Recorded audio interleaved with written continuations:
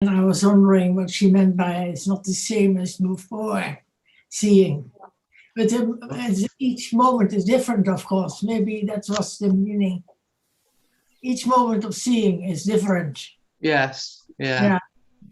And there is memory, and you don't realize it's only one short moment, and maybe that's the meaning, I think. I was wondering about that passage. Mm-hmm. สวัสดีค่ะ สวัสดี สวัสดี ค่ะ ค่ะ สวัสดีค่ะอาจารย์ สวัสดีครับท่านอาจารย์ Alan, Tom and everyone today. Hi. Hello, everybody.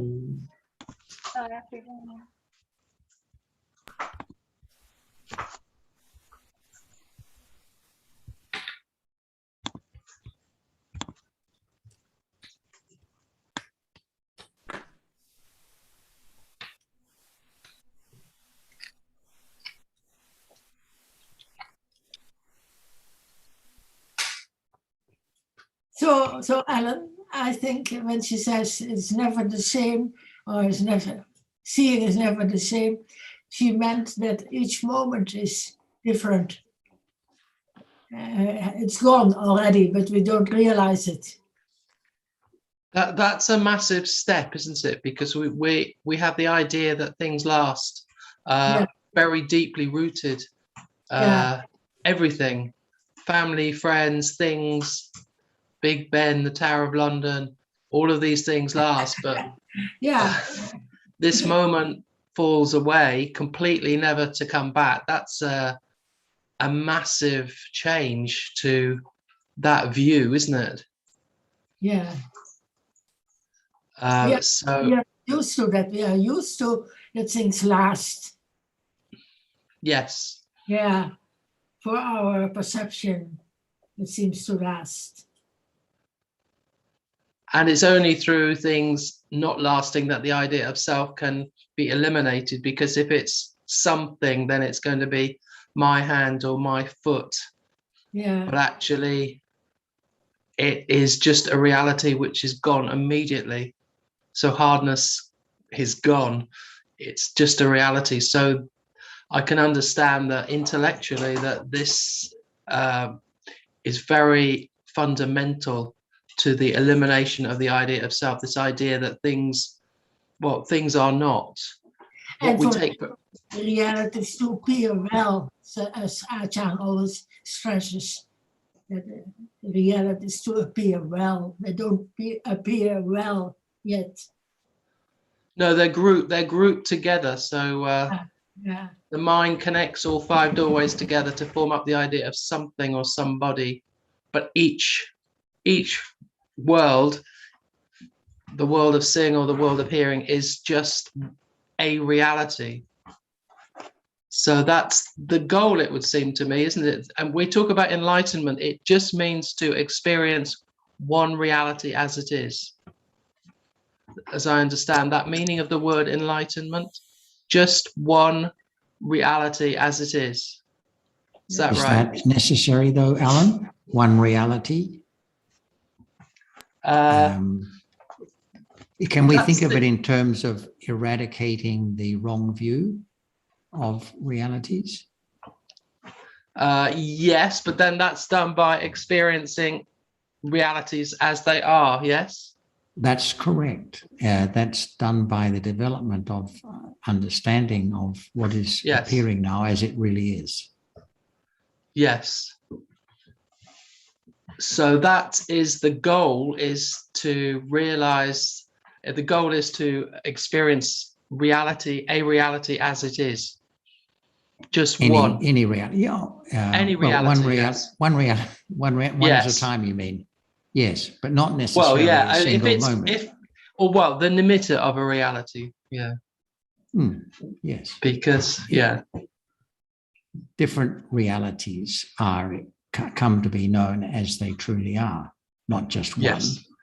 Seeing, visible object, thinking, attachment, wholesome and unwholesome mental factors, that sort of thing. Yes, yeah. Yes. But the moment of And enlightenment, it's just one reality, which is known as it is. the moment of enlightenment, say of stream entry, is the eradication of all wrong view of the way things are in reality. No more wrong view, and no more doubt about the path. It's another moment of understanding realities as they truly are, but it's of a degree where it has the effect of eradicating certain unwholesome mental factors. Right.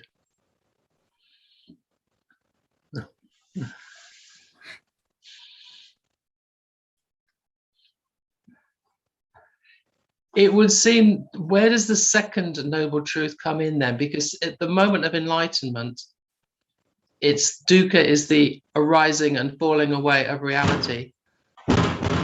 Excuse me. I'm looking after a dog. Oh, okay. Yeah. So the first moment is... You're obviously not giving him enough attention, Alan. No. No, it's the first time. So, yeah. Yeah, so the first moment is dukkha is the arising and falling away of a reality. And then nibbana is experienced, isn't it? Which is the third noble truth, not the second. Immediately after the first noble truth is nibbana. I'm not sure what you mean by immediately after the first noble truth. The first, at the moment of experiencing reality as it is, as arising and falling away, one reality, that's the beginning of the process of enlightenment.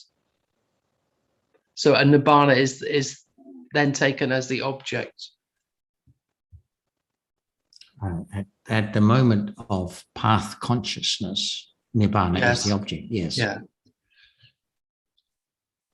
And then that will mean full confidence in the third noble truth.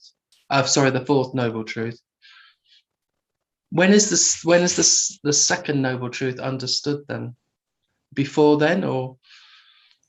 Well, I as I understand it, we can ask Ajahn about this, but all four noble truths are, as understanding is developed, the understanding of those noble truths is gradually developed also. Yeah, so it's not just one moment then. Not just one moment, no. No, it takes over time. Yeah. Yes. Okay.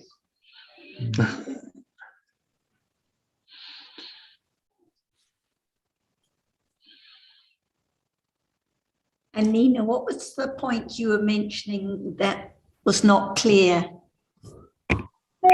Oh, there was a passage some weeks ago that the seeing, and we think about the word seeing, and at the moment of seeing what is there, it's never the same. So never the same as before. And it is not known because of the nimitta and the memory of that panyati as something. So when Ajahn says it's never the same, I think she means each moment of seeing falls away immediately, and the next moment is different. It's never the same. I think the meaning is that. I was wondering a little about it. Right. But I don't know what Ajahn has to say about that.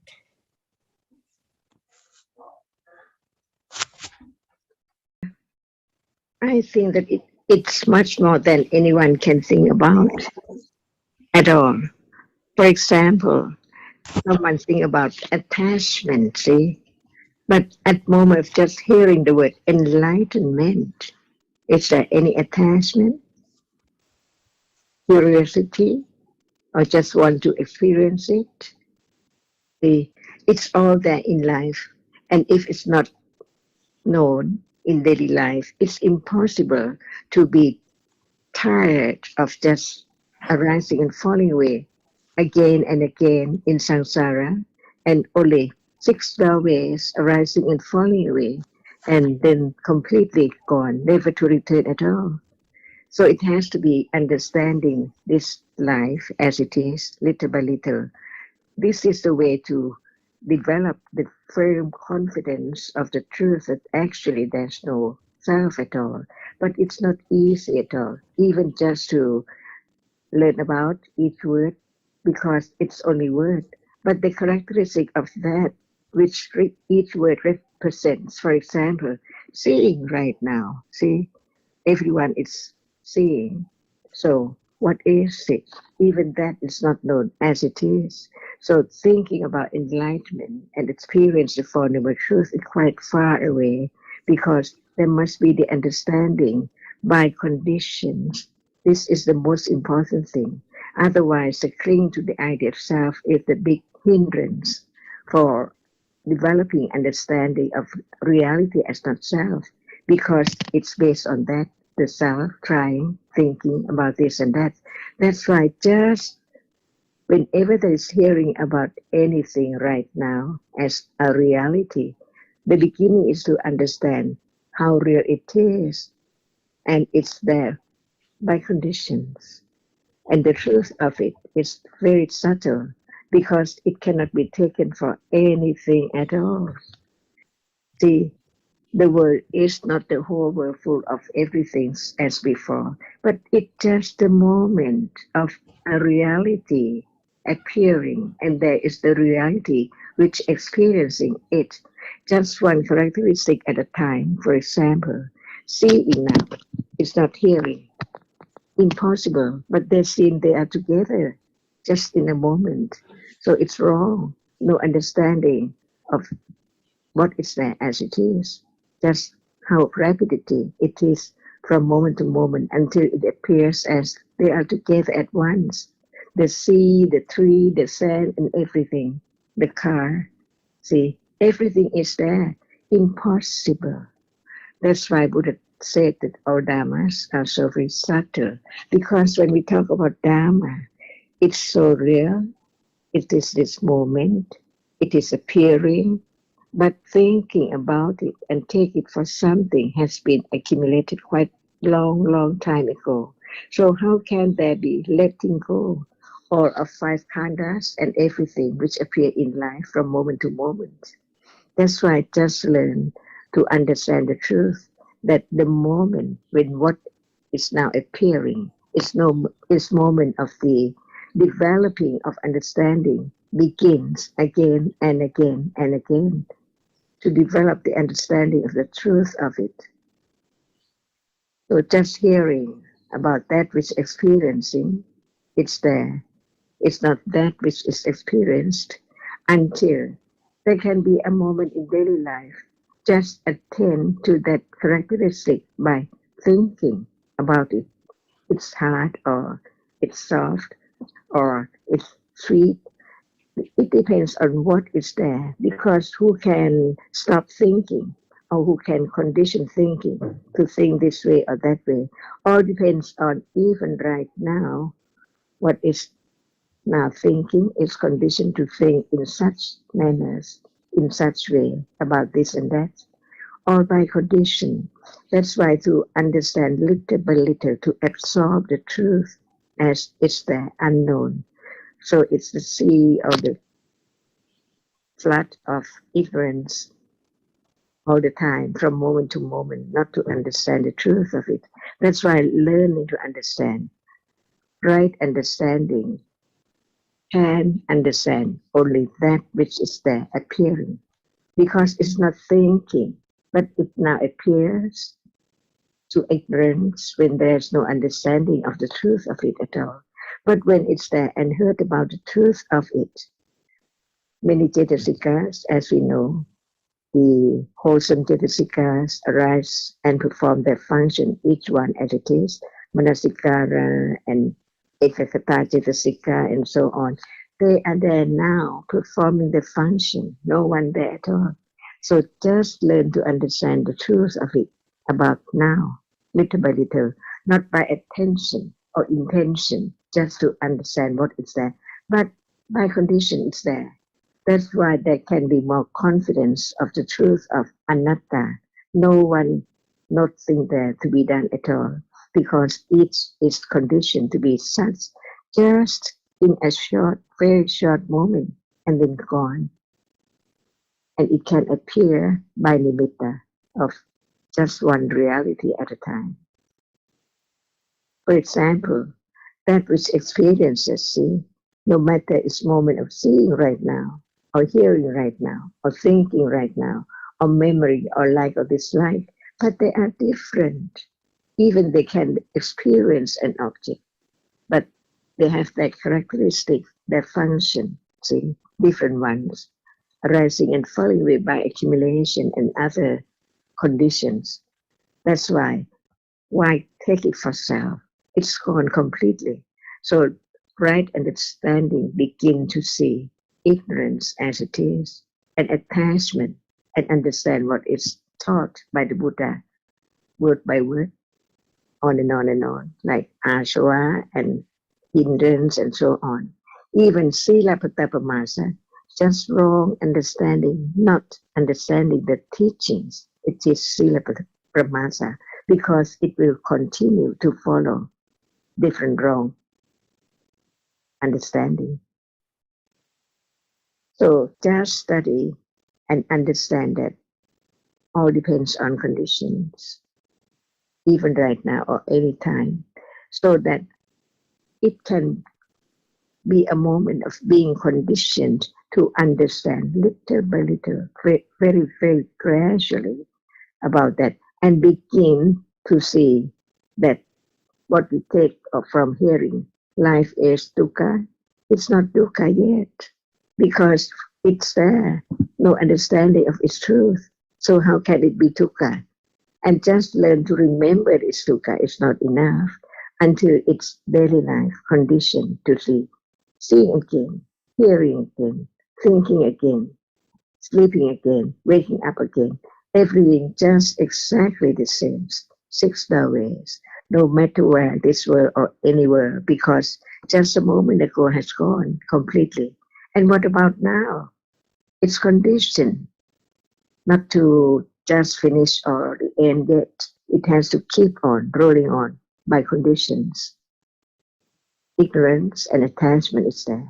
That's why just learn to understand the teachings that it's all about this moment. So that can lead to understanding what is there now, little by little, as what is that which experiences. We use the term citta and cetasika. What is the difference between the two? Because both can experience an object, but they are different, see. And now, what is not known? The citta, that which experiences, no matter that it's seeing, thinking, talking, walking, touching, or anything, it's there, unknown.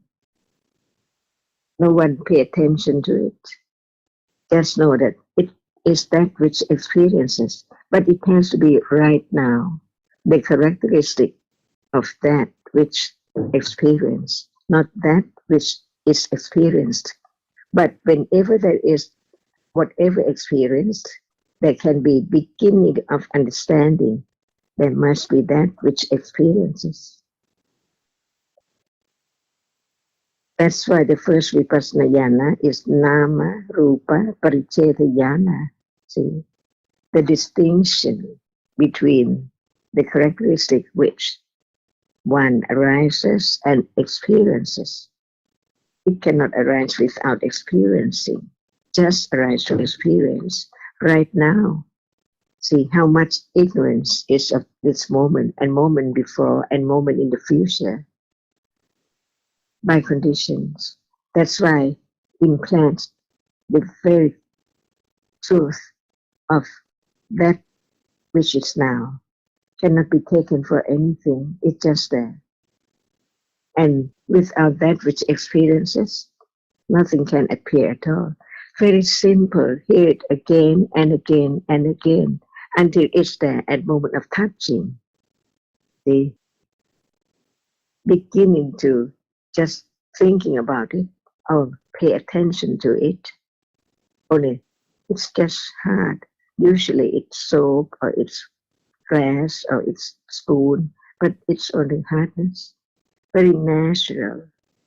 And right understanding begins to teach the difference. How come to understand even just a little bit about that very moment? And that is so very, very little.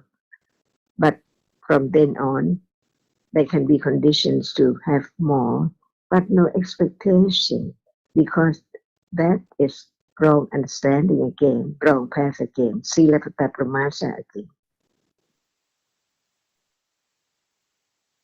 That's why after his enlightenment, Buddha said all dhammas are so very subtle, very difficult to discern, but it cannot be studied, developed to experience directly the truth.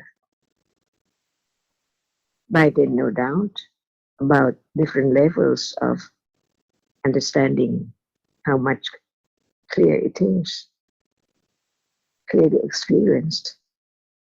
Even now, see, nobody can change the characteristic of that which appears, but what and when and where is the understanding? Not yet, not enough yet, but it begins to know that what is there. If there is no that reality which arises and experience, what is seen cannot be seen at all.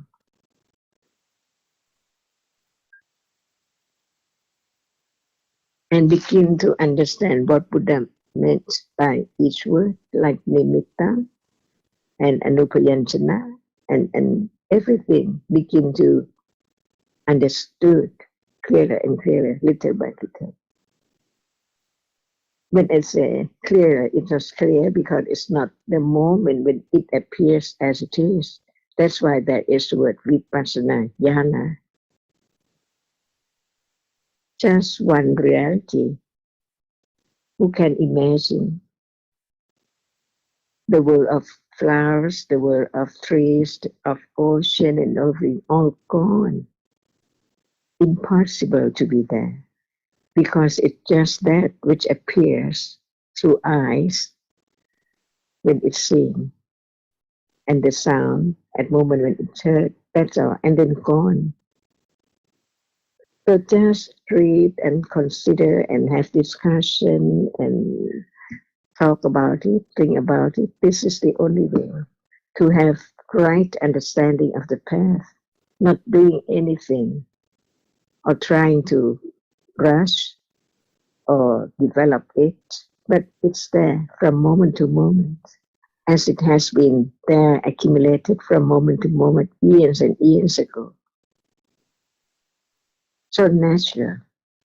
So now there can be moment of beginning to not thinking about other things like before, but there is a little moment of attention to what is there as just that, see. And it can be at any time, at moment of anger, at moment of light, a very pleasant feeling, whatever is there, until it's get used, very familiar to the characteristic, which is that just for very short. It's not as short as it is, but begin to understand it. It's not just like a moment ago, or it will change. It cannot be stable. It cannot last. Everything just there, only for a few moments, and then gone. With ignorance, attachment, and many other dhammas, learn to understand each one as it is. For example, even the word citta and cetasika, see, they are not the same. Even they can experience an object, but by different aspects, different characteristics, different manners, or different proximate cause, conditioned by such moment only, and then never to return again in life. beginning to let go, the clinging to this life, because it's just very short. It can be ended at any time, and then next moment again and again and again. Whatever will be, whatever would be conditioned, depending on what is there now. The accumulation from moment to moment. And this is the way to let go doubt about that. It's there. See, the experiencing is not that which is seen.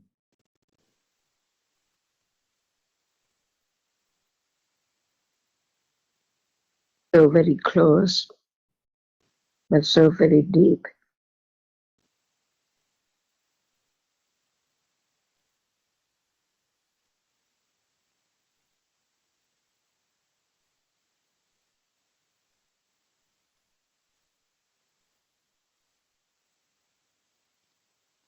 And this is intellectual understanding. It has to be right from the very beginning.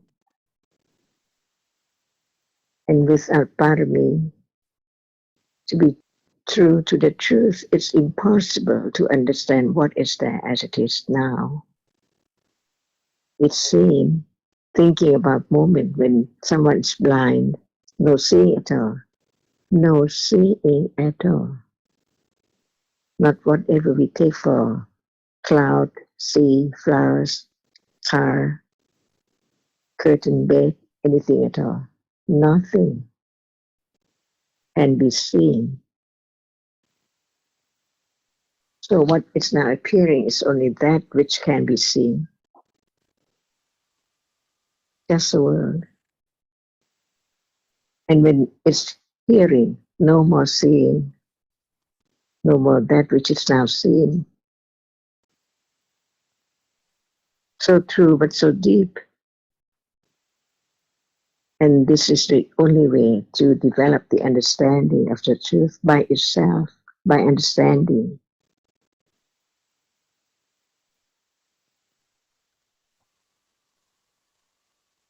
For example, when we talk about citta, see, we think about other moments, but not this moment of seeing, the innermost. There are so many things around. What about the seeing, which experiences it, unknown from moment to moment? So it's not far from this very moment at all. The truth is there. And then gone.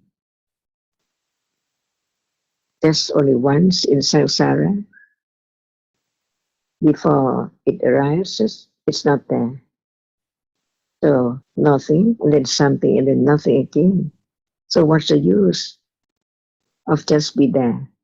To be experienced and clinging, and then none. Never to return at all. No selection, no choice. Whatever is there, it can be the object of right understanding. Otherwise, it's ignorance again.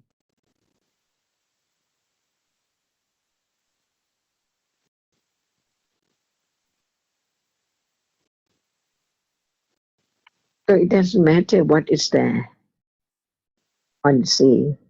See? Looking out of the window, what is there? As usual. But right understanding is not forced to understanding it, but develops little by little. It's real at moment when it's there. But the truth of it is not known yet until there are enough conditions to begin to understand. Because now we talk about seeing, it seems like that is the understanding of seeing.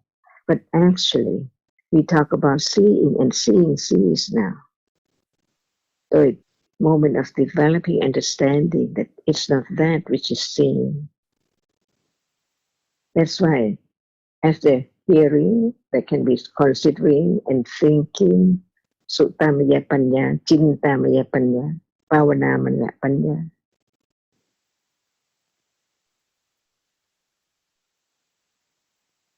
What is there is so real. Only one reality at a time. Ignorance cannot be attachment. Attachment cannot be wrong understanding.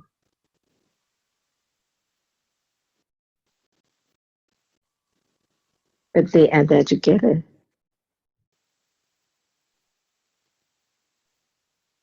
In a moment. And this is the way to let go, and only one way. So very, very slowly, but very effectively, because it's right understanding of the truth of what is there now. So it's so true. While the other, if we think that we understand, but when it's not now, can it be the understanding?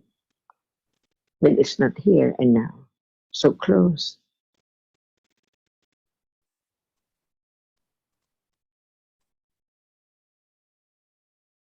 That's why now it's right and the right understanding, getting closer to understand seeing, which sees now.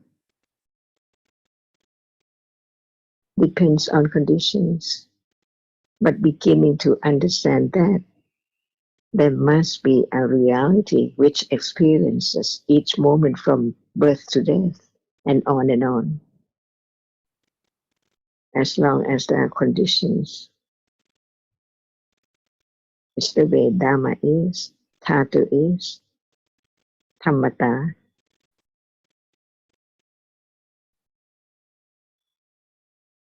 So everything is so natural as usual. Before hearing the teachings, life goes on by conditions, no understanding. But having heard about it, it still goes on, continues on as usual. Very natural, very common.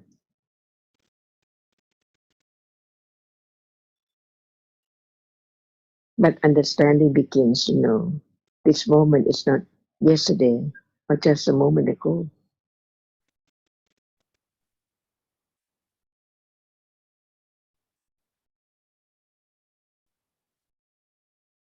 And when it's right understanding, it can understand anything when it's enough developed to that degree.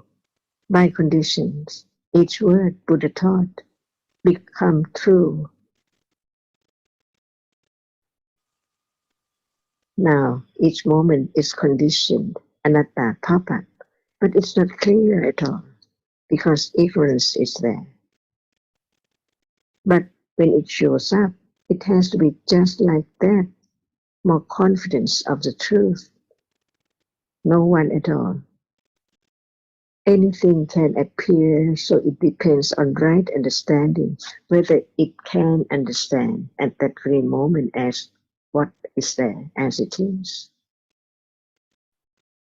And this is on the way of the development to understand what is there, because there is clinging to unknown.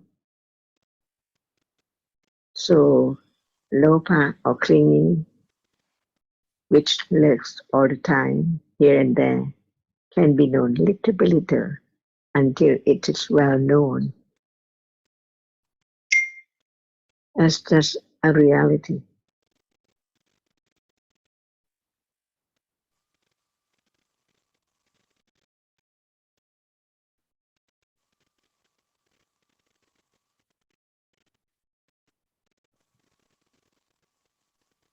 So just that which appears, no matter through what doorway, actually there's no thought about doorway at all.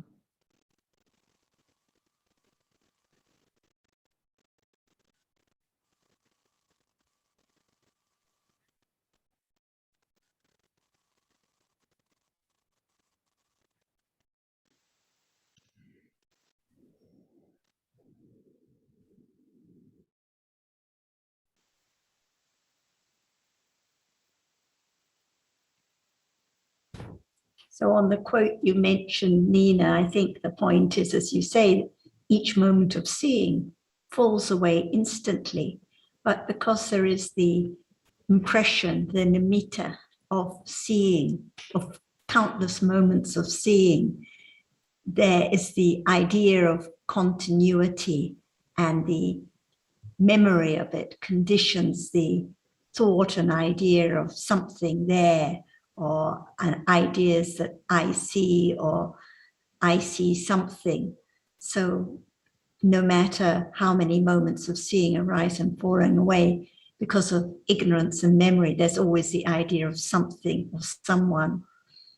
But actually, it's just moments of seeing which arise and fall away instantly. Yeah, I come to understand a little more about nimitta, that it has so many different meanings in different contexts. Before I didn't know that, but little by little I understand it a little more now. And I find it so helpful always when Ajahn talks about the beginning, what is known in the beginning. And the beginning is always now. So it's always back to understanding now.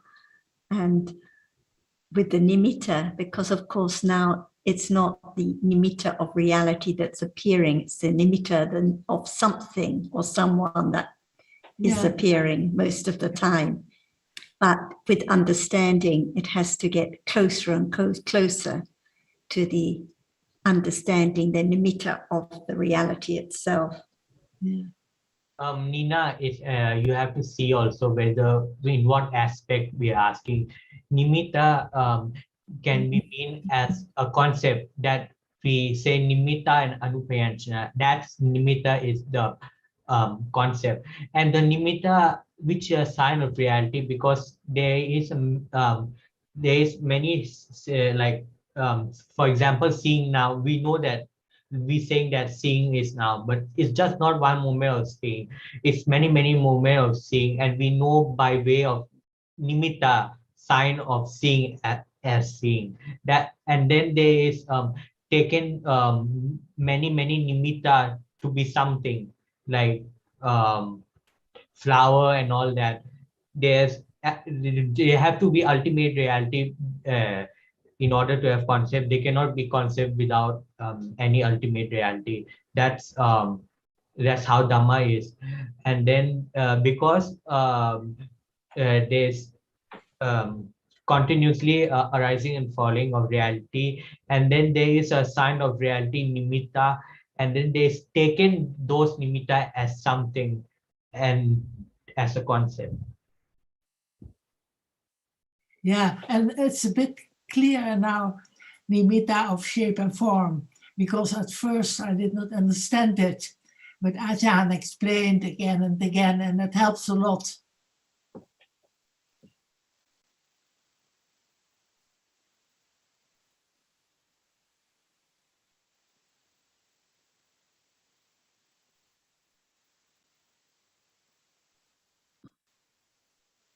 It's usually we just refer to the shape and form of the rupa, of the visible object, for example, not of the nama, the seeing itself.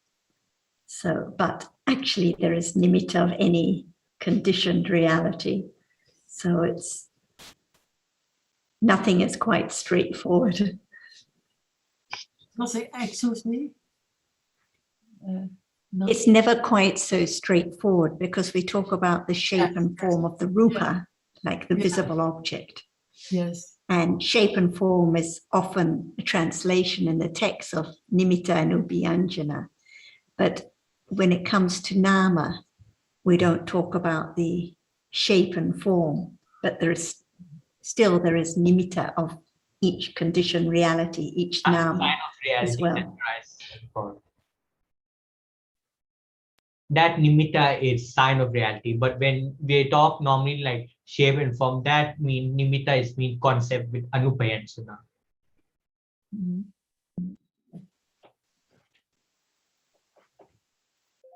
So like you say, Nina, it depends on the context. Text, yeah.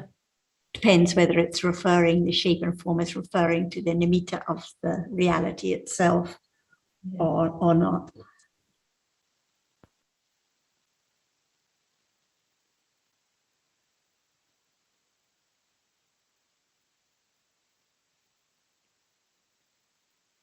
even nimitta, it seems the topic is also very deep to understanding. I mean, it's not easy at all. I mean, everything is hard, but yeah.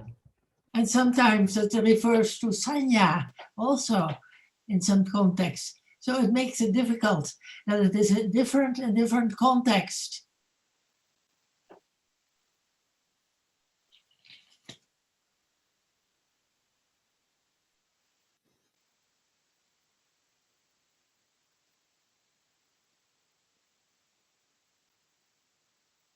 Nina, did you mean sanya as nimitta of sanya? That is also a sign of reality, if I'm understanding you correctly. I didn't get it, what you said. You're saying that nimitta of sanya. No, I mean, even it refers to sanya itself, nimitta. In some But I think it refers to the sign of sanya, Yeah, sign the of nimitta of sanya, the nimitta of any reality. reality. Reality appear by sign of reality, because many time arise and fall succession. If just one arise and fall, it cannot be known. That's how Dhamma is. Everything, we live in the world of nimitta.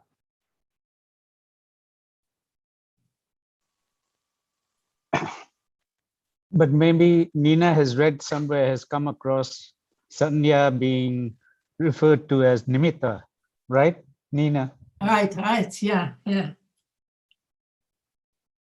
Not just the sign of sanya, but I read about sanya itself. It's a difficult subject. Maybe Ajahn can add something. What about nimitta of five khandhas? Yes. Because they arise and fall away in split seconds, and different kinds of feeling, even its pleasant feeling, see, from the eye door, ear door, other doorway, they are different. So we can think about the pleasant feeling sometimes, that which hasn't arisen before at all. It seems like, how come to be such so pleasant? Is that not the nimitta of the different pleasant feeling? To know that it hasn't arisen before? And what about when we remember different kinds or aspects, characteristics of even pleasant feeling by different ways, not the same at all? For example, when such feeling so pleasant arise, at that moment it's the object to understand the truth of feeling, that it cannot be that which the object of feeling, but it's the feeling which appears as sanya. That's why just one word can lead to more considering wisely to know the truth of it. Because it's not just marking that it's a bag or it's a pencil, but even the feeling towards it, see, different ones, different doorways too.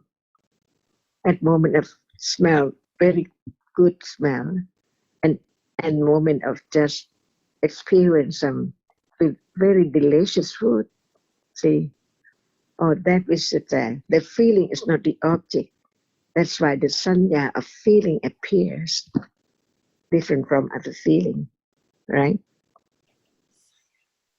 I find that a bit difficult. The sanya of feeling appears. Yeah, because you know that sometimes the feeling is so pleasant. Could you remember that? Yes. Different from other moment. While you swim, pleasant feeling is not the same as while you're playing golf or whatever. See, it depends on that very moment too. Each one is so very different to be marked that it's not the same. I think that, yes.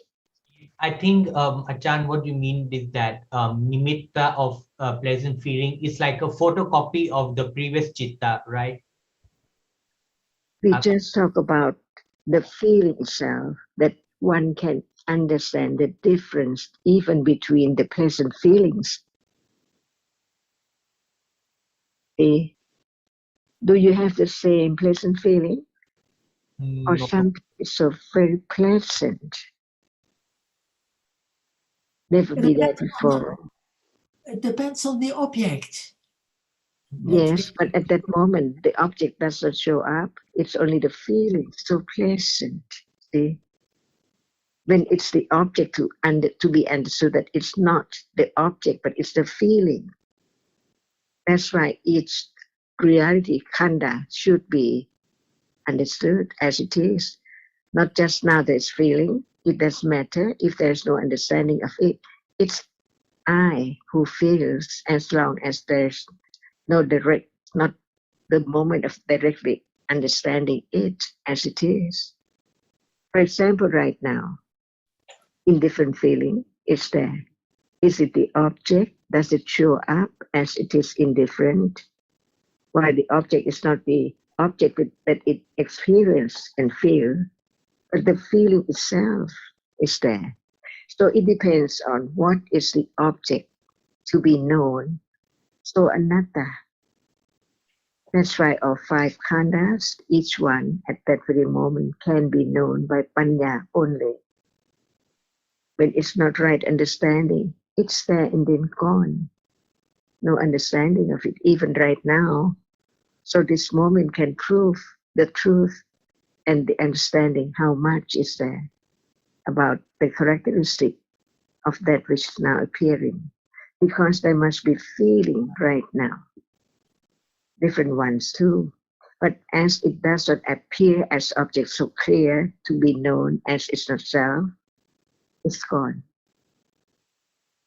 And sanya cannot mark and remember it as clear as when it is the object of understanding.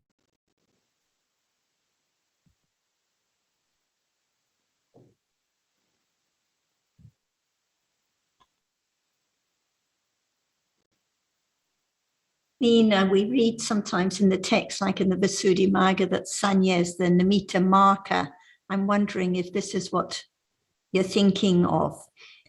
But I think what it just means is that sanya is the reality that marks and remembers the nimitta, the sign of any reality. So this is why they say sanya is the nimitta marker.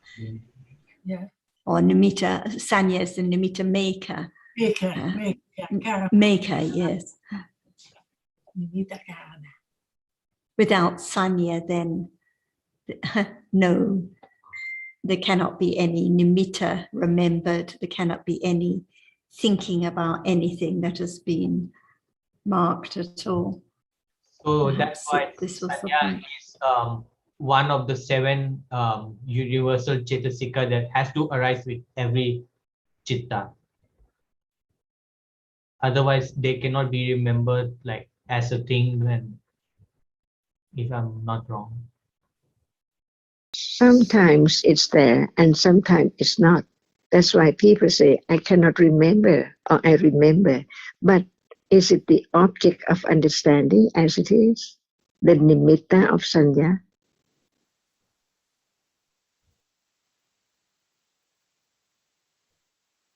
Only one moment cannot be an object of understanding or experiencing. Through many doorways, many processes. Whatever is there now, uncountable processes. So sanya is there, marking. And when sanya appears as the object, as no one, no self, it remembers, see, it's there. The characteristic which marks or remembers is there. No one, see. That's why if it's not known as it is yet, there must be attachment and clinging to it as my memory or my sanya. All five khandas, that's why to understand clearly that as long as there's not yet the understanding of the truth of each khanda, there must be clinging to that khanda. Feeling, for example, sanya, see, now it marks, it remembers, but it does not appear as the object, as it's not anyone. It's just that which marks, like that which experiences, the chief of experiencing what is there now, different one. And the feeling is there. It does not appear as the object of understanding. So when it appears, it's a feeling, not the sanya, not the citta.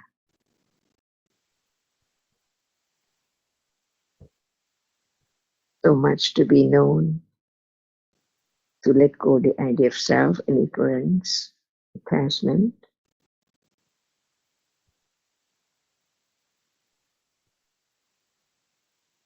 Otherwise, that cannot be the moment of vipassana jnana. Reality appears clearly. And what we mean by clearly, not now.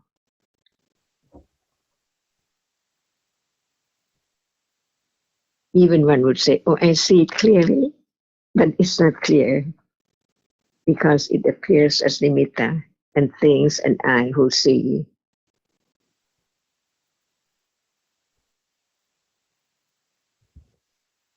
Just understand the subtlety of realities, not to be careless, to think that it's not difficult to understand the truth, because the truth is now as what Buddha enlightened, arising and falling away.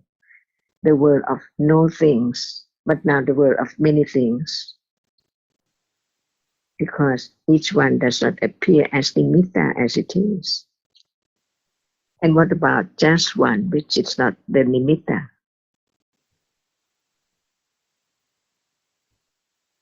This I find difficult to understand. It appears as nimitta. I did not quite get it. What about the tree now? The table now? Table now. So nimitta, or what is seen? Nimitta. Payati. And Payati. what about feeling? See, do you remember some kinds of feeling? Very painful feeling, or very pleasant feeling, very strange feeling, unexpected pleasant feeling, not as usual, by conditions, not nimitta or nimitta of khanda. The 5 khandas, each one has nimitta to be known, not just one single moment.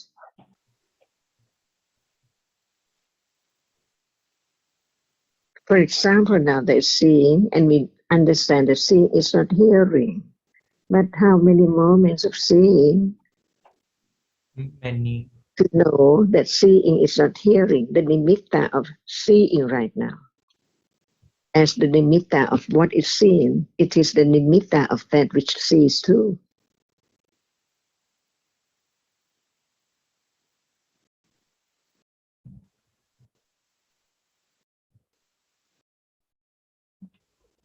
I find it quite difficult as well. But if we think of impression, it helps too. The translation of nimitta as an impression.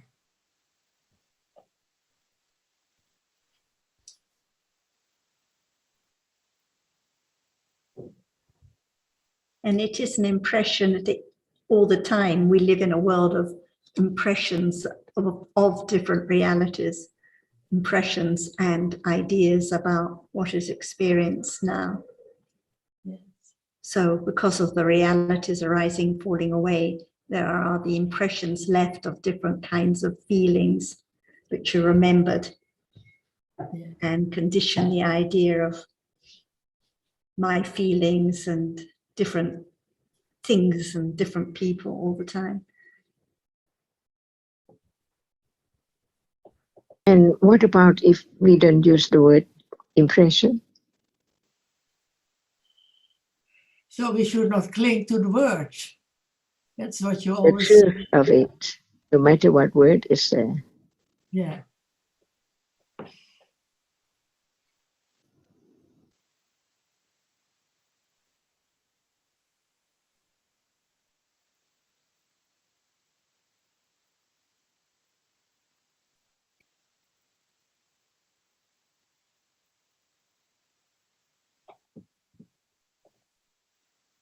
So we just talk about and learn to understand more about what appears now, little by little.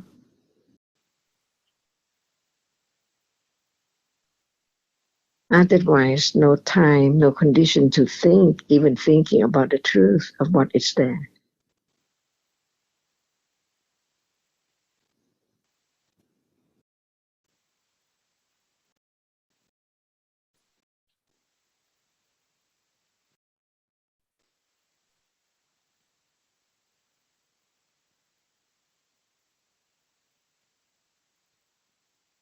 How many realities arising and experience an object right now, very rapidly falling away.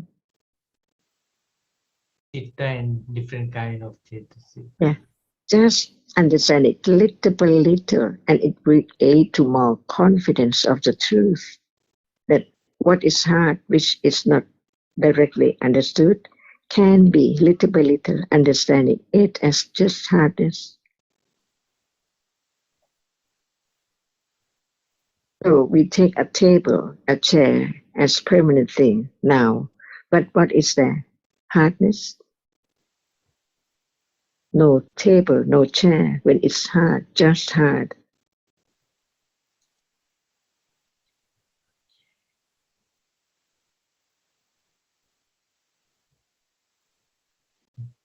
Can I ask a question about, I'm having trouble understanding nimitta. So if we think about hardness, is the thing I experience, is that the hardness itself, or is it the nimitta of hardness? Even we don't use the word hardness, it appears, right? Yes. And it appears enough to be known that it's hard. Yes. That's way cannot be known at all. Sorry, the last thing I didn't hear. Yeah, Well, there's one process of experiencing an object cannot be known. Because now think about how can there be the moment of seeing a table? How many moments of experiencing? So just one process of experiencing it, can it be known? so you say to the mind, it seems there's constantly a table, but there Many isn't. moments of There's only experience. many moments of seeing, and then Yeah, there's the everything, nimitta of table. everything like hardness. See, Hardness the same. So there are many moments of hardness, yes, and I experience hardness as a continuous thing, which it isn't, and I'm experiencing the nimitta, which is the illusion of continuity of hardness. now experiencing just hardness is not just one tiny spot, right? Right? Yes. So before it can be that much, how about just one at a time? So very fast, arising and falling away, like what is seen appear as something, while only one which impinge on the eyelids can be seen, and then gone. See, like magician playing the tricks. Right. What appears is like it's there, but actually the succession of the rapidity of the trick makes it known as something permanent, because not experiencing directly the moment when it's there and it's not there. That's So the why thing, just consider what is true. That's all. Beginning to understand the truth little by little. Is so what the arising, appearing. If it does not arise, can it appear? Does anyone experience the moment when it arises and falls away? No. But the truth is what? From nothing to something and then nothing again, unknown. That's why even touching at that moment, there is still the idea of I'm touching something. Before that, I'm touching table, but after hearing about the truth of touching, it can be just very short moment of touching it, but a very short moment, how many processes there for hardness to appear. The rapidity of the succession of the arising and falling away condition, nimitta, of everything, of all five khandhas, no matter what rupa, of vedana, sanya, sankhara, khandha, vijnana khandha. For example, what about just one moment of seeing now to be known? Impossible. Yes. Yes. So just have confidence of the truth, and this will lead to letting go the wrong understanding that everything is still there, so permanent. Actually, not permanent at all. It's like the breaking world. Can you say that the nimitta is creating the illusion of permanence? Yes, right now, nothing arises and falls away. Right. Yes. Mm. But in truth, if there is no condition for this to arise, it cannot arise. And when it's conditioned to arise and it has a reason, it falls away instantly. No condition to make it last. Right. And also, Thanachan, the point that there wouldn't be any concept if there isn't any reality. So there has to be reality first and then a concept. This I found it also quite hard. Also, it's quite deep. I think that we use the word that we think that we understand it clearly. But actually, if we don't use any word, the truth is the truth. But to explain or to represent what is there, we have to use the word to mean what we meant. For example, seeing, see, we don't have to use any word, but there is seeing. And everyone knows in their language about what is seeing, what is hearing, and so on. That's why when we use the word concept, what is it? See?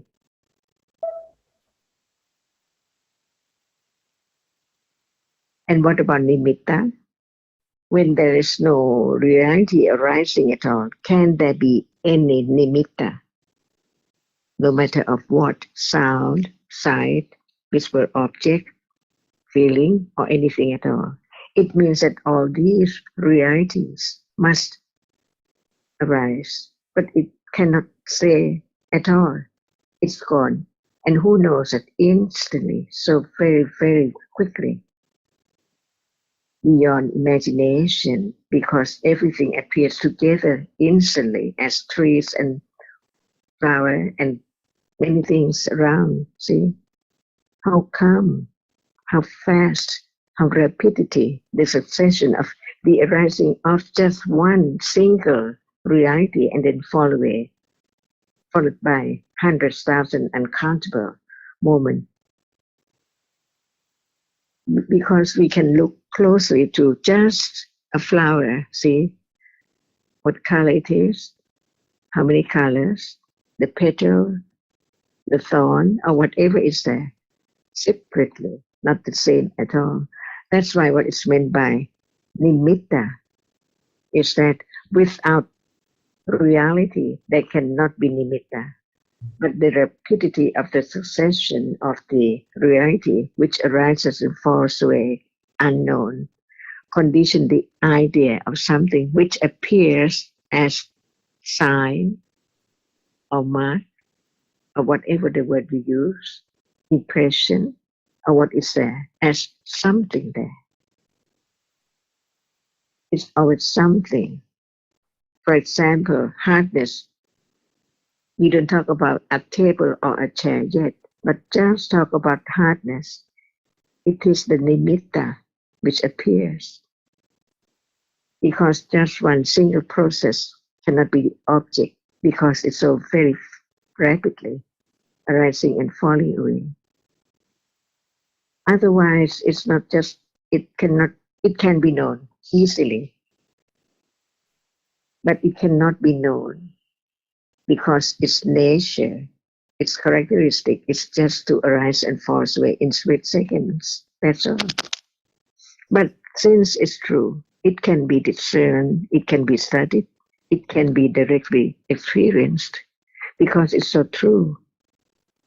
That's why when the reality appears, not just only single one, what is seen or what is taken is nimitta of that particular one. For example, seeing right now, it is the nimitta of seeing, not the nimitta of hearing. And at moment of hearing, it is the nimitta of hearing, see, to be known as it's not seeing. It's known by nimitta.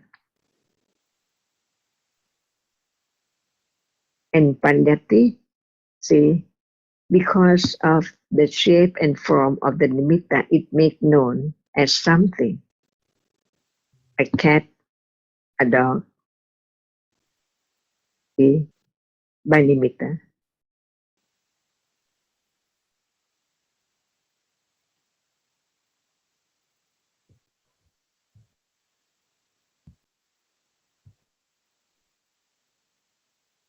So what does not appear as nimitta? Nibbana, Why? because it does not arise and fall.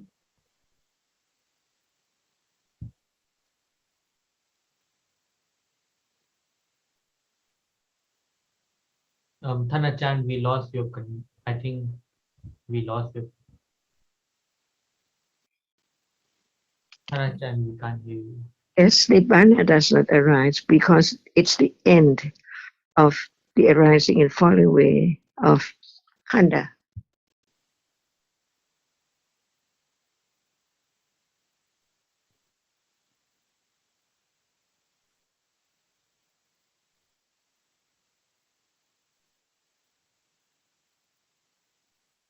So can there be Nibbana?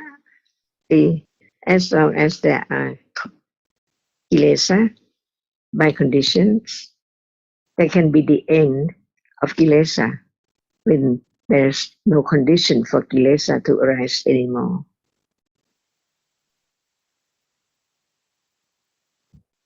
And what is the conditions for the arising and falling away of everything? Ignorance and attachment.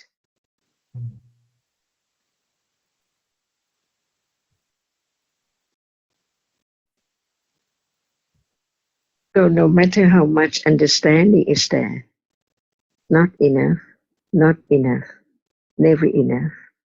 So it's just the beginning, always beginning to understand what is so close and so near right now. The seeing, the hearing, the thinking, hardness, or whatever is now appearing.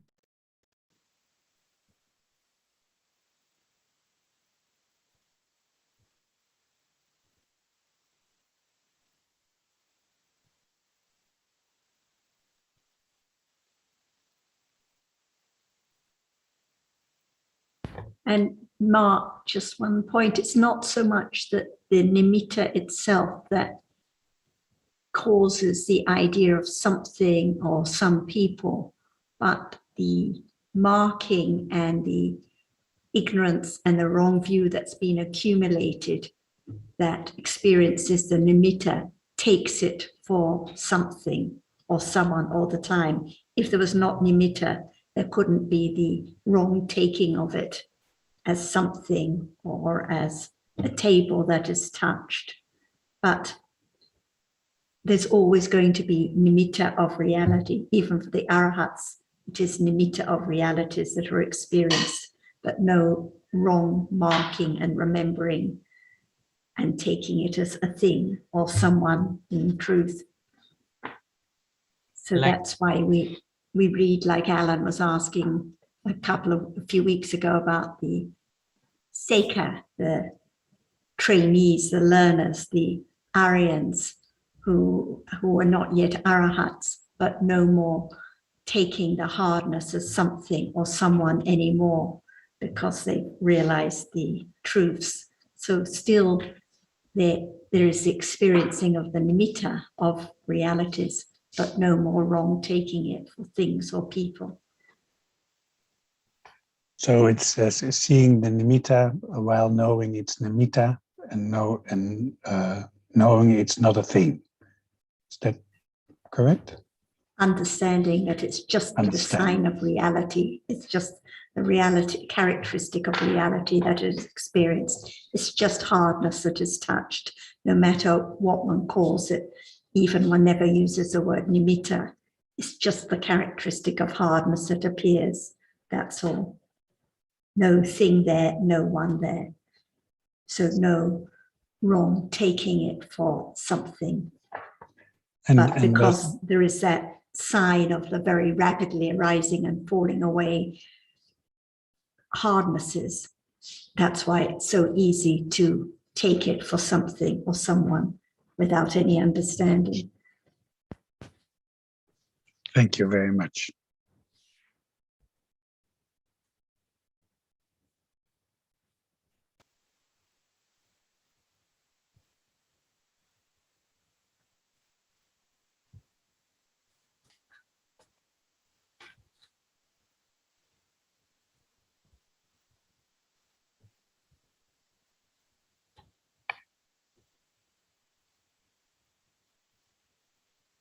Well, I'm thinking about what you.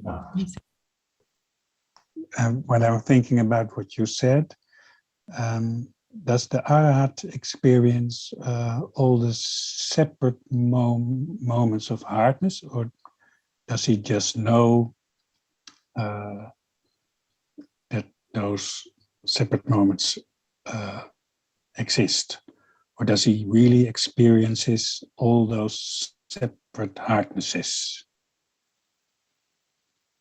Or is that hard to say? Mark, I thought when you made your initial statement, I thought what you meant was, as I understood, was that if there's no reality, there's no nimitta. And if there's no nimitta, there's no concept. And I thought that's what you meant, that there's thinking about people and things because there is nimitta. So I thought that was okay, that was right. And your question now about Arahats experiencing each, and I think you're thinking now that the Arahat probably understands every moment. I don't think that's true. I mean, there are different chittas, and the Arahat understands by conditions what the moment is. But when they're thinking about different signs, it's just like us. There's thinking, and not all moments are with wisdom.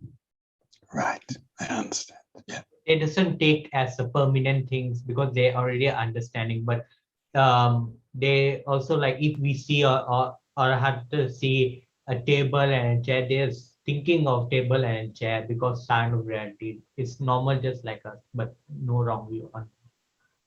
It's a bit of a question which I cannot understand really the answer. I think when I'm an Arahat, I will know what an Arahat experience is. It's always the characteristic of reality that appears, like the feeling. The feeling itself has fallen away, but it's a characteristic of feeling, not one feeling, but the characteristic of that reality which appears. Right. So what Sarah is saying is that. Way, Mark. Sorry? No, okay.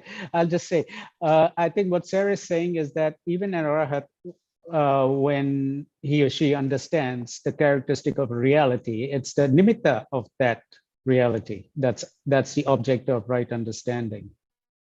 Right. Right. Thank you. I think we can say that an arahat has developed the understanding that sees that dhammas arise and fall away on a momentary basis. But that doesn't mean that when there's not such a moment of understanding, he perceives the world any differently from before, because he is still conceptualizing about table and chairs and people and things. But the fundamental understanding has been developed, which no longer has any mistaken view about what is real and what is not real. So we can say he lives in the world as you and I do, but he has a completely different understanding of What is real and what's not real. What's real and what's not real, yes. And actually everything appear as a sign of reality. That's why we say we live in the world of nimitta.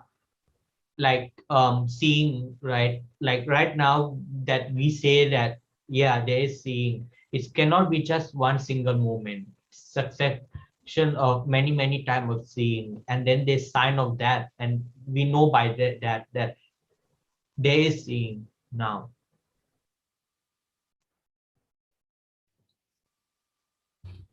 Ajahn sometimes puts it this way, that once something has been known, it doesn't have to be known again and again all the time. So once rise and fall is known, then it's known, and that changes the underlying perception of the reality of things. Never the same.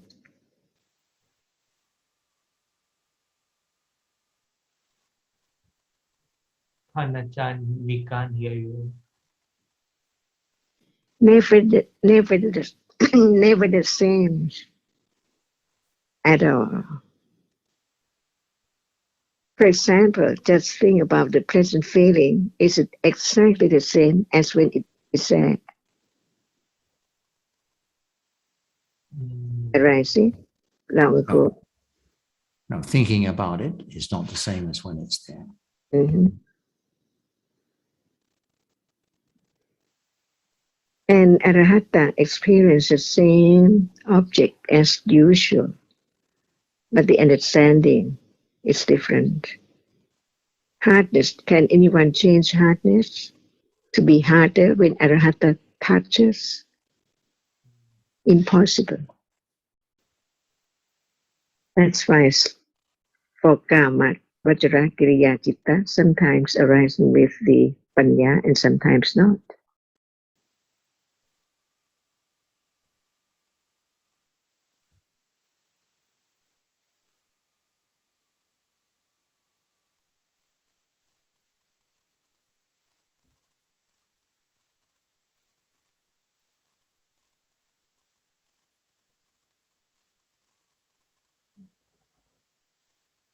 Hanachan, we can't hear you. Again. Yeah, now we can hear. She's pausing. She's She just doesn't pausing. speak all Just, the time. just be patient. Waiting for a be patient. response.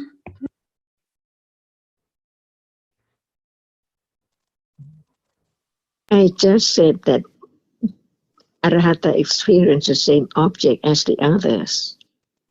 Hardness, no matter he touches or anyone touches. No one can change the characteristic of hardness to be harder or softer.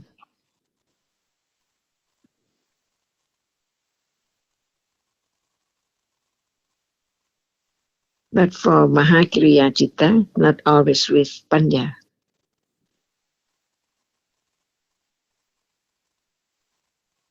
But I suppose then when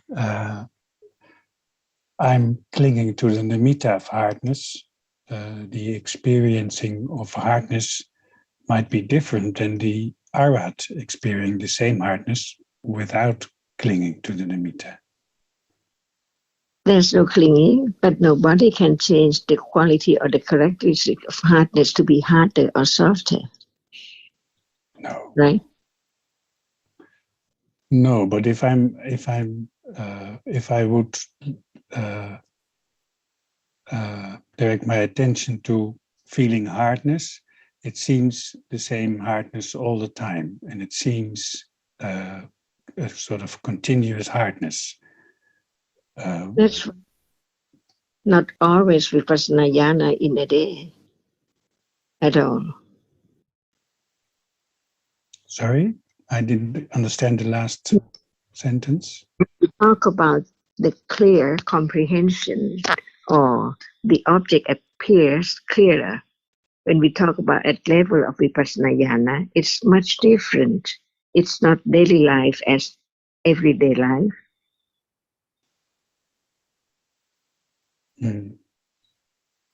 Like a flash, but so clear, because all are there as they are, one by one. No one there at all, no thing there at all. Only the characteristic of what can experience just like now. I'm having trouble understanding if you what you're saying. Mark, in other words, the understanding develops. So now when hardness is touched, instantly it's taken for something, a table, a computer, a thing. And when the understanding develops, when it is direct understanding, it is just hardness, just that characteristic of hardness, nothing there for a moment and then gone. And when it develops firmer and it's clearer, then at level of vipassana jnana, it clearly understands that what is experienced, no forgetting, no confusion about it. It is hardness without any doubt about it.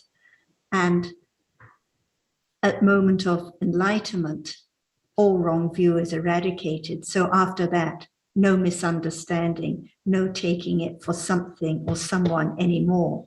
But that doesn't mean understanding arises all the time. Most of the day, there's just thinking as usual with attachment, but no wrong understanding, no taking it for something or someone that is touched or experienced, no misunderstanding.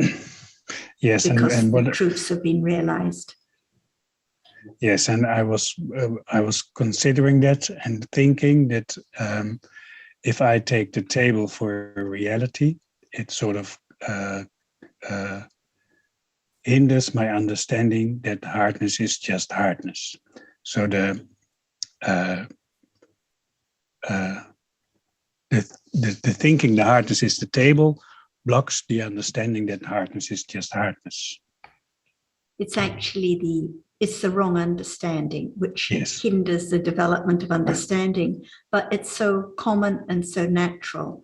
And there have to be more and more subtle aspects of wrong view that are understood, because it can arise so quickly after seeing or hearing the unknown, subtle wrong view, instantly taking what is seen for something immediately, without any words, without any label. As soon as there's opening one's eyes in the morning, taking for something that is seen.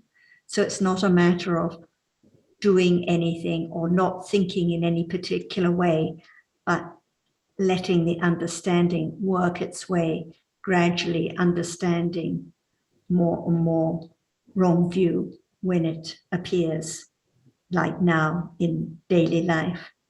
Because if it's not understood when it arises, it can never be known, it can never be eradicated. But understanding how common it is, and Ajahn was talking about Silabhata Paramasa last time, the trying or wishing to do something is motivated by wrong view, trying to catch the hardness, trying not to touch a table. This would be Silabhata Paramasa, not the natural development of understanding. Yes, I understand. Yeah.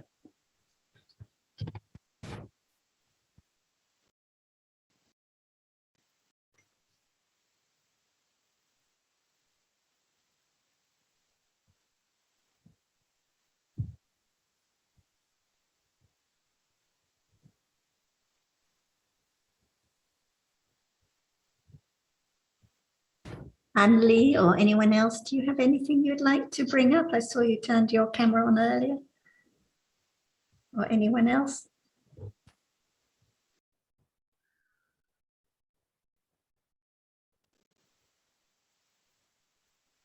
Hi, I was gonna say to Mark, it's so very easy to get off track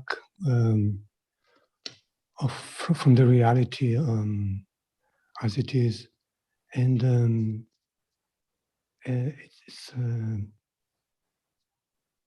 we need to listen to the right words from people like Ajahn, to be reminded about the truth. And you know, just as soon as we hear the right words, we can begin to see things a little bit differently.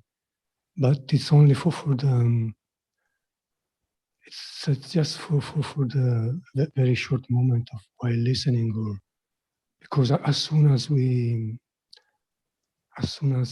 don't hear the right words, the ignorance is there already, covering up everything that maybe we just had a little flash of truth, like intellectual understanding of the truth. But this is the way it must go on like this, because of the accumulation of ignorance over such a long period of time in this life and in all the previous life before.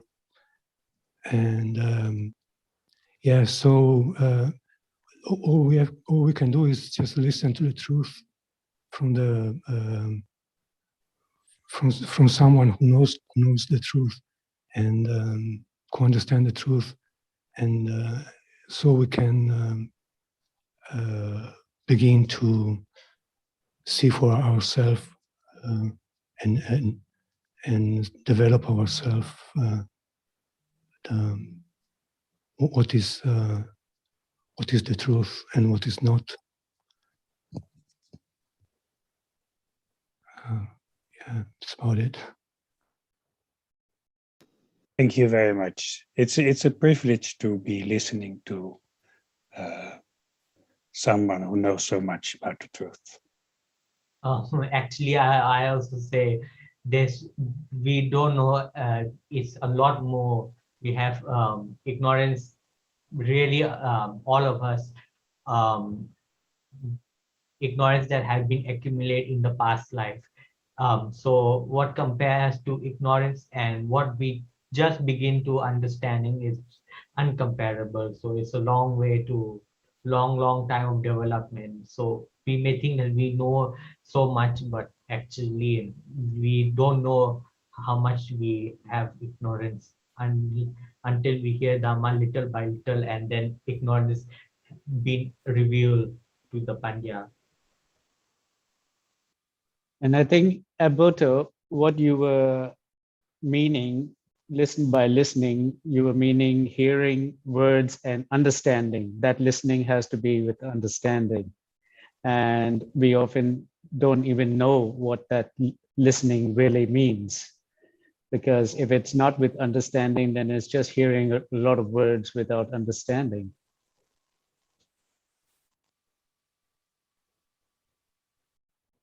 Yeah, that's right. But without listening, there would be no understanding for sure. So it's the beginning. But if it's listening with ignorance, then it's a no understanding, then it's useless. So the listening has to be the wise considering and the understanding. Yeah. Hopefully a little because bit. It's not a matter of how long one listens, but the teachers that listen, whether it's with understanding and wise considering or not. And I think what the wise friend is often reminding us is about how we always end up not really listening. but just hearing and remembering and don't understand.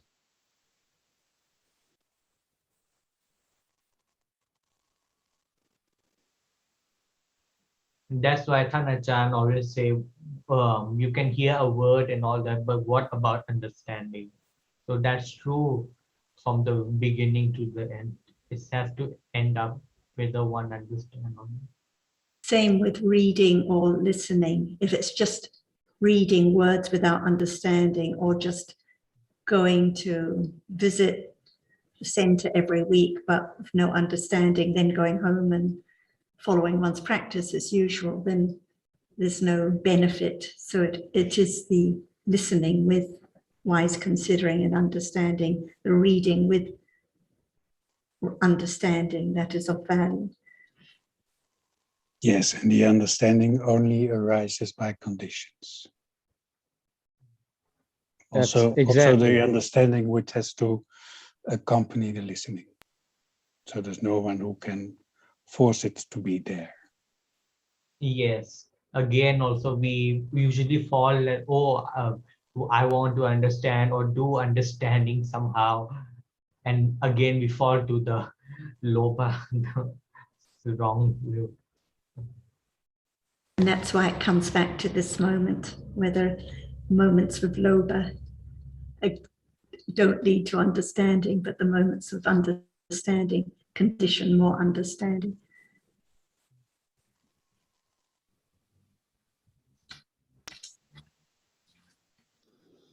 That's why when the topic of enlightenment came up at the beginning, if one's just trying to find out about nibbana or enlightenment out of attachment or curiosity, there's no benefit at all. So the benefit is the understanding at this moment and being truthful to what appears now, what is experienced now. Yes, and the thing is, which is hard to understand, but not impossible, is to see that the understanding which can arise on this side of the screen is by conditions, and it just arises. So there's no one who has gone to the screen to hear wisdom words. It is just by conditions that there is hearing now of wisdom, if it's there. No one, and that's why the patience is so important. Yes, and that's a sort of well, it's a bit of the understanding that there's no one there. That everything happens by conditions. Yes, and it maybe it's lower talking now, but it also feels a bit like a miracle if there's a little bit of that understanding. Or a wonder. It's very amazing. It is the like the most, yes. No, what I was going to say, life. Understanding is the most difficult of dhammas to arise. Right. And the miracle which is so fascinating is that understanding, because it's understand the truth and little by little eradicate the ignorance. So there's no other thing that is more fascinating than this.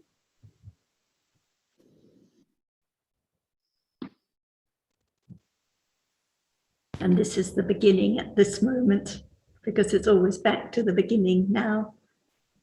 And the understanding, as you say, it just has to work its way with patience, a lot of patience.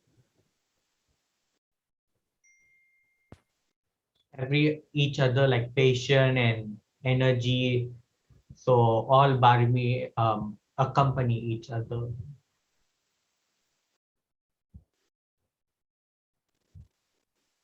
And the thing is that even the patience and all the other paramis are not self. They are just arising or not. No one can make them arise. No one can do anything to have patience or have truthfulness or to have viriya. But with the understanding, they develop together.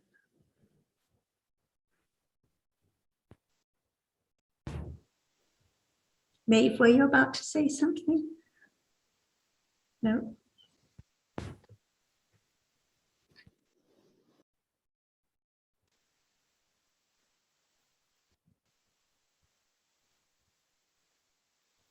Is Dhamma natural? Natural, yes, Is akusala natural? yes, Is ignorance natural? Ignorance, is it natural?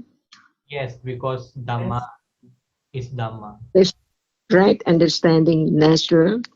Yes, it Not is. yet. Not yet. Yeah, Mhm. so everything arises so naturally, no matter it is ignorance or right understanding, even right now. So no doubt about different lives between Arahata or ordinary people. The same, different as Dhamma, not as make it different by being such and such person. That's why, who knows the moment when anyone became enlightened? In the old days, listening to the teachings or washing the feet and so on. See, any time, any moment, so very natural because our dhammas are dhamma, so very natural in its own way. Nobody can change it. So right understanding right now, who knows at moment when it arises and how much it's developed all depends on conditions. That's why just be true to oneself or to the truth that how much understanding or is there enough understanding of seeing right now because there is seeing. See, only Panya can see the way to develop right understanding just to understand the truth, whether it understands or not, or how much it understands, or how much it begins to think about the truth. Little by little, so very little by little, because it's Dhamma, its own way, its natural way, as it is. So the Arahata walks and eat with the other. Who knows who's Arahata? Exactly the same. Only Panya is there, or ignorance is there, or the development of wholesome Jetasikas are there, little by little. See? Nobody knows what would be next moment by conditions. And when it's so true, so clear, they, by its conditions, so very, very be confident. No one can do anything because that reality shows up as no one there. Just like now. So all depends on right understanding how much it is, little by little. For now, the difference between citta and cittasika, see, usually in a day, we can understand moment of like or dislike, pleasant feeling, painful feeling, and so on, but not as it is, not self. So when Panya develops, all the same conditions can condition anything as it has been accumulated, and Panya develops, so it understands naturally, see, just right now.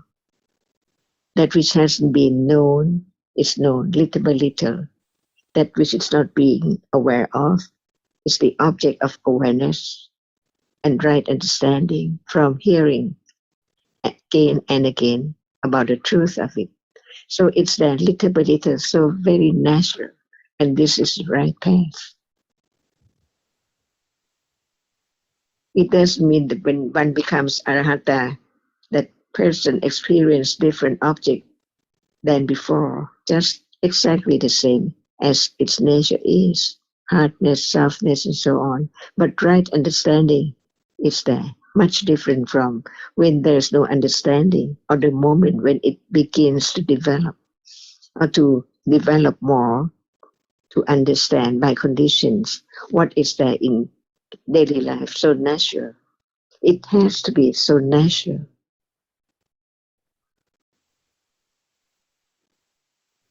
Just like now. So Panya knows the truth, whether there is how much understanding or just very little. But it knows what right understanding is.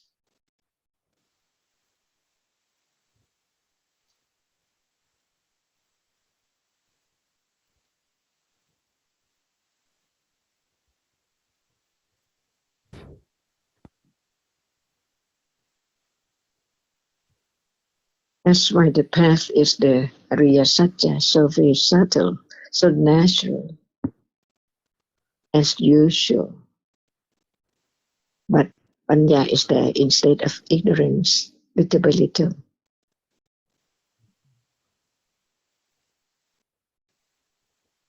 For example, touching hardness right now, see? It can be moment of direct understanding, little by little, or just begin to know that it's the object that Panya develops when it's there, only when it's there, whatever is there. Right understanding develops the truth of it, little by little. Very natural, as usual, instead of ignorance, attachment, it is right understanding. At least in the beginning, to understand the difference between moment of direct awareness and intellectual understanding.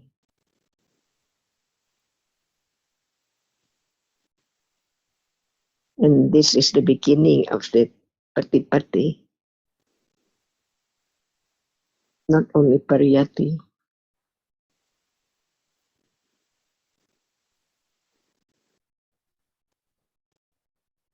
Even there is doubt, right understanding from hearing, understand that it is the object that can be known. Even it's not known right then, but it's there, a reality. Otherwise, there must be I all the time.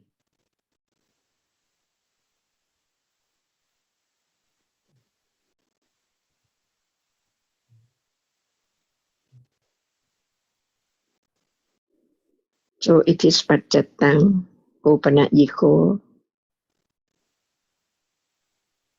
ehipasiko.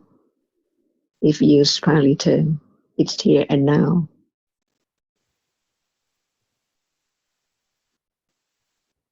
It's gone. Unknown until it's known.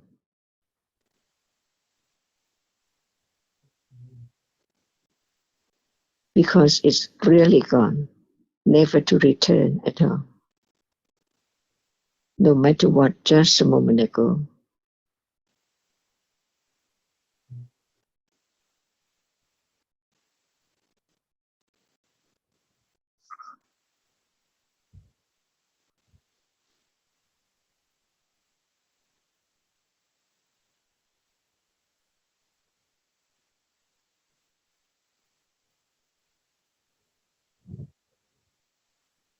Hello, Achan and everyone. I have a question to Hunsara.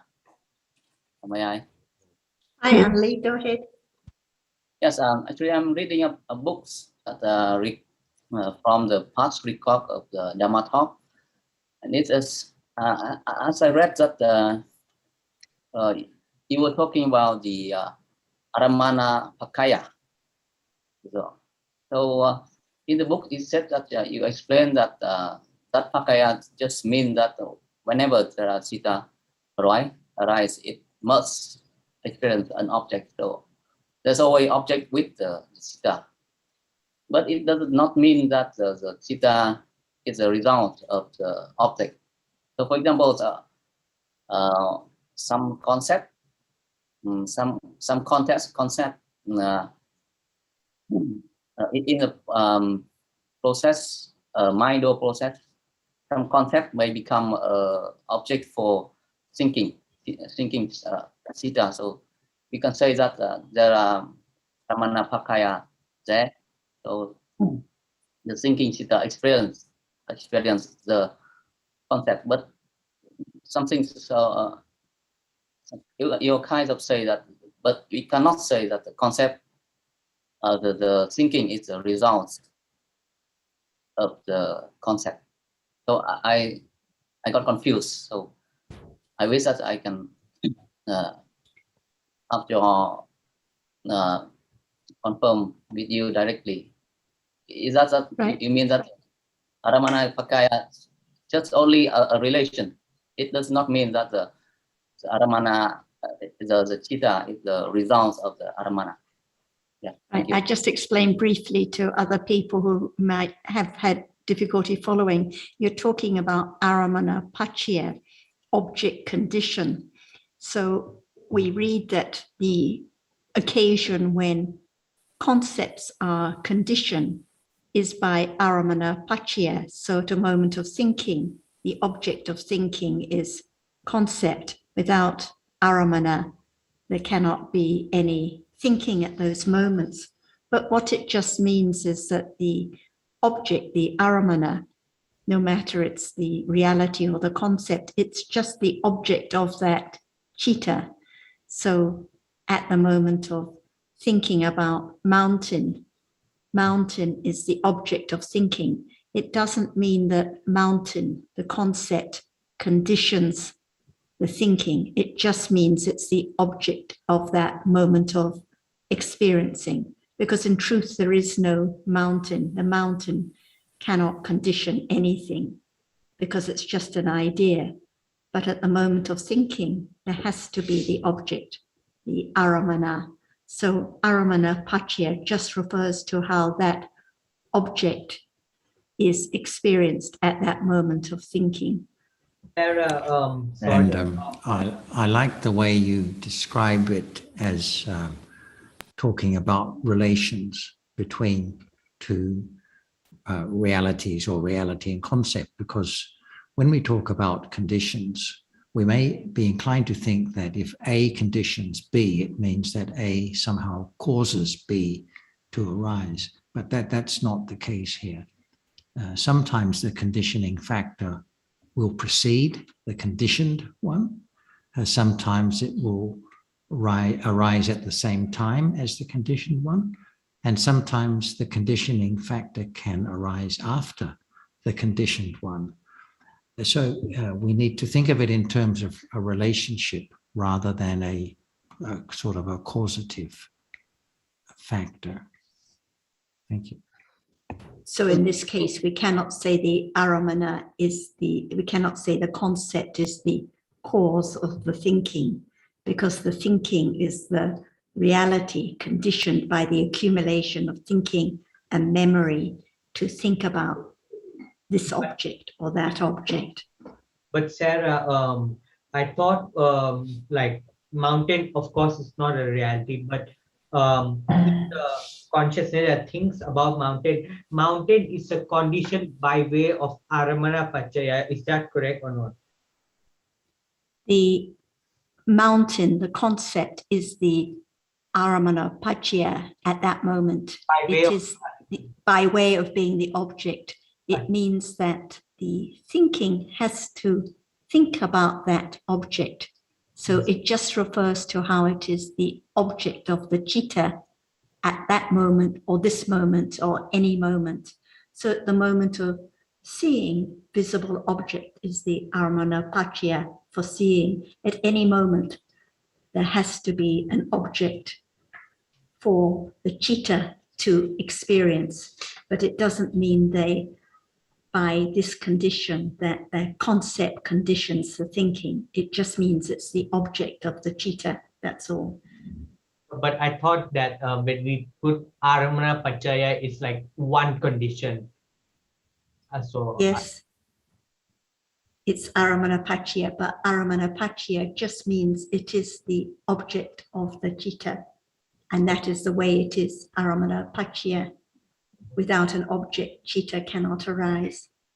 So it's just referring to how it is the object. Otherwise, people have this idea that the table conditions the citta or something like this, but it just means it's the object of that citta. I mean, you exercise ก็มีที่ทรงไหมจ๊ะมีปะไม่มีอ่ะ จำมิกซ์อันนี้ Pat, คือ we ผู้ can หญิง hear ที่ you. Please turn your microphone off. ร้องเพลง อันนี้ ที่ original ใช่ อ๋อ Pat, we can hear you. Please turn your mic off. Thank you. หัวใจ Anli, is that clear now? Yes, thank you. Yes, now I confirm that what you said in the book is just like what I read, but yes, I'm still. That was the quite point that you were bringing. Yes. Yes. I'm clear that it's not the cause. For example, yes, it's clear that when Jonathan said that the concept is not the cause for the theta. That's a relation, but this is not necessarily be the causative relations. Yes, I'm clear. But when we say yes, I'm still somehow thinking when A condition B, A must contribute some things to the arising of B. So in this case, can we say still the concept, for example, the mountain still have some contribution to the resulting theta? Just by being the object of experience at that moment, that's all. It's Yes. just that which the chitta thinks about By right now, thinking about the sound of your voice or thinking about the image. It's just the aramana paccaya by way of being the object experienced. Yes, yes, I understand. Of course, without the accumulations and without sana, for example, no dust can arise. But also, somehow without the mountains, that exactly thinking cannot arise. Still, I think. What is the What is the mountain? It's just the idea that is thought about. That's all, because there is no mountain. So it's just an idea that is imagined at that moment. And yes, and how that idea came to mind is also conditioned by the past accumulations. And what is conditioned is the thinking about that particular object rather than another, like now, thinking about mountain because I mentioned the word, or thinking about Ajahn's face, or thinking about anything by the accumulation of memory, conditioning the thinking about this or that object. But the object, the mountain or the face, is just an idea. So it's the thinking which has been accumulated to think of that particular concept, that idea, because of the nimitta of all those realities we've talked about. Yes, like if one had never heard the word mountain, I had no idea that there would be no nimitta of the sound, no impression about it, no memory, no thinking about mountain. If I heard the word in Vietnamese, it would be forgotten instantly. There would be no thinking about the mountain in your language. Yes, but still we say that the mountains conditions the thinking. I think what Anli mean is that in that particular moment, mountain is whatever the chitta think about, like experience a concept or thinking about concept. That concept has to be aramana paccaya of chitta, because otherwise chitta cannot arise, experience nothing. I think what Kun Anli that mean that. Yeah, everyone knows that. Everyone knows that it's the aramana paccaya. So that's agreed. But we cannot then say the mountain causes the thinking. It just is the thinking which thinks about that particular object. That's all. And that is the meaning of aramana paccaya. It's just the object which is experienced at that moment. Like now. What I'm trying to point out is maybe for me, because in this case, still we say that the mountains condition the thinking. So it's it leads, it made me misunderstood that the mountain actually is the cause. What's the cause, or what's one cause among many causes? How can the mountain, which is not real, cause anything? How can it do anything other than just be the object of thinking? Well, then, And because that's you keep saying that the mountain conditions the chitta, and that makes you think such and such. So this is why we said that it's helpful to think of it in terms of relationship.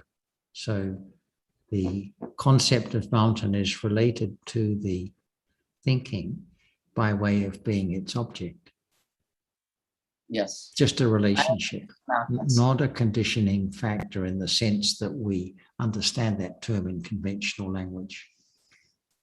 And I think you can think about this from another point of view, that there are 24 conditions in all, of which Aramana Pacha is just one.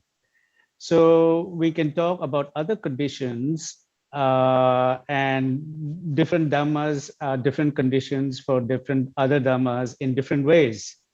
But when it comes to Aramana Pachaya and concept can only ever be Aramana Pachaya.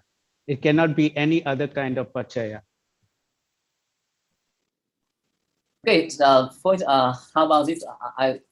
Because we often talk with each other that the listening's conditions, understanding. So in this case, is that also the same? Somehow the concept that we listen become the Aramana Pachaya for the intellectual understanding, for example. It's not the what we hear. Otherwise, everyone who listens to the words will have understanding. Isn't that logical? The reasoning, if the concept could condition understanding just by way of being, concept, the way you're thinking about it, then the concept should condition understanding regardless. It's because it's not what we hear that is the condition for understanding. It's the other pachayas that also are involved that condition the understanding. And this is the point we were making earlier. Otherwise, everyone who opened the Tipitaka would be enlightened, or anyone who went to the foundation would understand the teachings, but it's not like that. So it comes back to the accumulated understanding and wise considering at this moment that understands what is heard.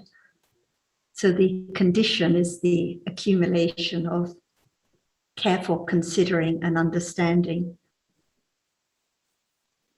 But Yes. it's a very important topic, this one. So I think it's a good topic to continue with next time too. Because people think it's the book, the text, the sutta that conditions understanding, or the Pali term, or the particular words or meaning. But no, it's the considering of the meaning of what is written or what is heard or what is said, the understanding itself.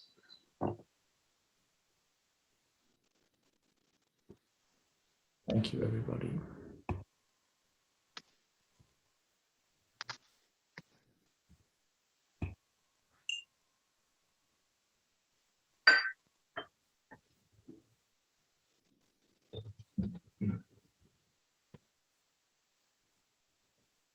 Do you want to add anything, Ajahn, or shall we finish?